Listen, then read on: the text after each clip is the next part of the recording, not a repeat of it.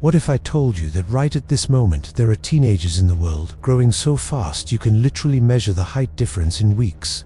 That the human body can add centimeters of bone in a matter of months during certain magical periods of life? And that the speed at which we grow is controlled by a symphony so complex of hormones, genes, and environmental factors that scientists are only beginning to crack the complete code? Human growth isn't a slow, steady process like most people assume. It's an explosive roller coaster of cellular expansion where your body can literally rebuild itself at speeds that defy imagination. And what researchers have recently discovered about the biological limits of human growth will change everything you thought you knew about your own body. Hit that like if you've ever woken up with growing pains in your legs or noticed your favorite clothes suddenly didn't fit anymore. Because you're about to discover why some humans can grow 10 centimeters in a single year, while others barely move a couple, and how science is pushing the boundaries of what we believed possible. Here's the mind-bending truth that blows minds. Human growth doesn't happen at a uniform rate throughout life. It happens in dramatic bursts that are so intense your body is essentially in emergency construction mode. We experience two main periods of explosive growth in our lives. The first is during the first year after birth, where a baby can grow approximately 25 centimeters, which is absolutely wild when you realize they're increasing their birth length by 50% in just 12 months. That's like a 5'7" adult growing to 8'4" in a year. The second explosive period is puberty, where teenagers can shoot up between 8 and 15 centimeters in a single year during peak growth spurt. But here's what most people don't understand. This growth doesn't happen uniformly throughout the year. It happens in pulses. Recent studies using ultra-precise measurements have shown that children literally grow faster at night when they're sleeping, and that there can be mini bursts where they add millimeters in days, followed by plateau periods where growth slows. Your body isn't a constant, predictable machine. It's a dynamic system responding to countless signals, deciding when to hit the growth accelerator. Let's break down what's actually happening at the cellular level during these explosive growth periods. Because the mechanics are like science fiction becoming reality inside your body. Your height is determined primarily by the lengthening of your long bones in the legs and spine. At the ends of these bones are special zones called growth plates or epiphyseal plates, which are basically new bone factories. These plates contain special cells called chondrocytes that multiply like crazy, creating new cartilage that then mineralizes and becomes solid bone. During peak pubertal growth spurt, these cells are dividing and expanding so fast they're literally adding layers of new bone material almost continuously.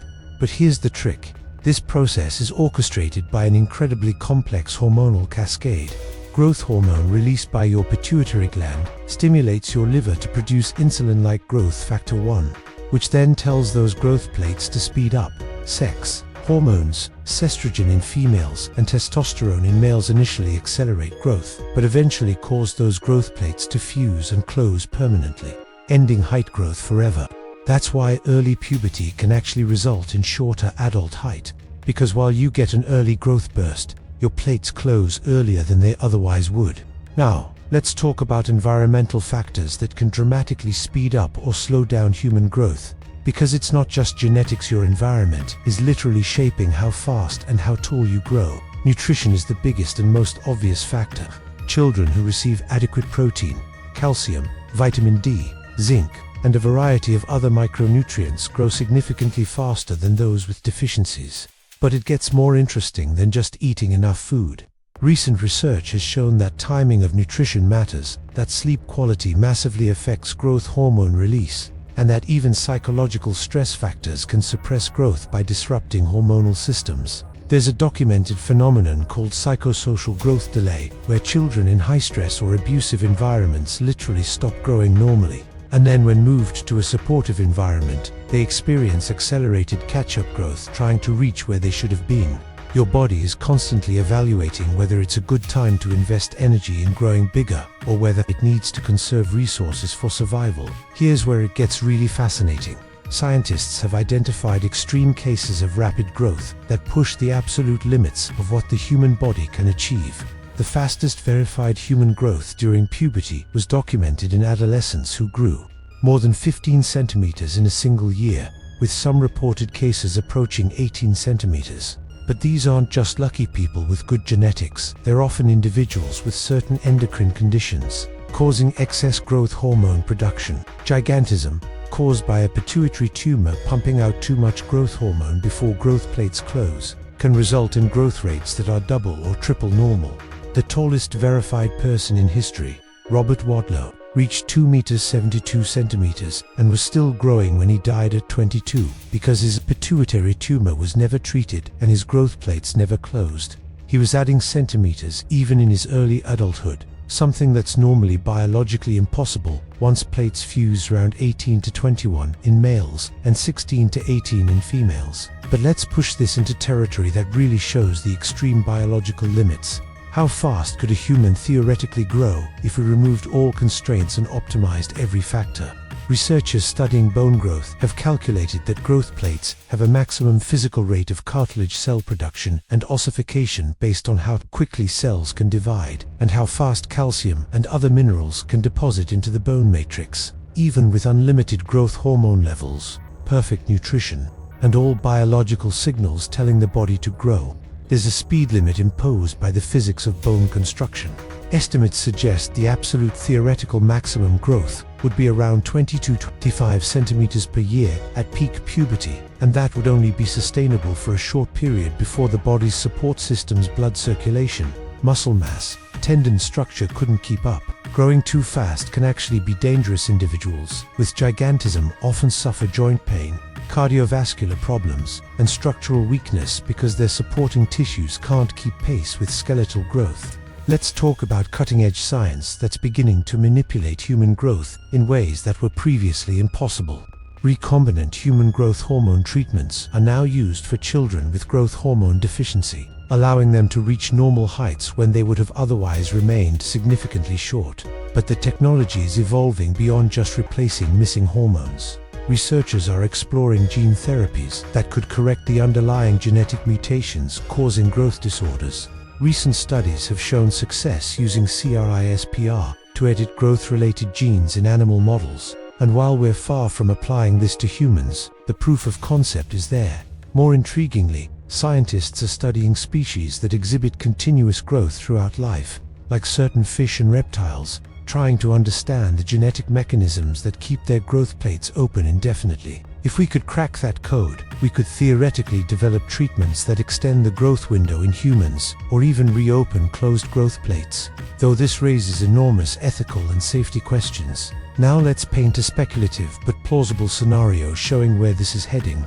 Within 2 to 3 decades, we might have personalized growth optimization treatments based on your unique genetic profile. Before puberty, you could get genomic testing that predicts exactly how tall you'll grow, how fast your growth spurt will occur, and what nutritional, hormonal, or lifestyle interventions would maximize your growth potential.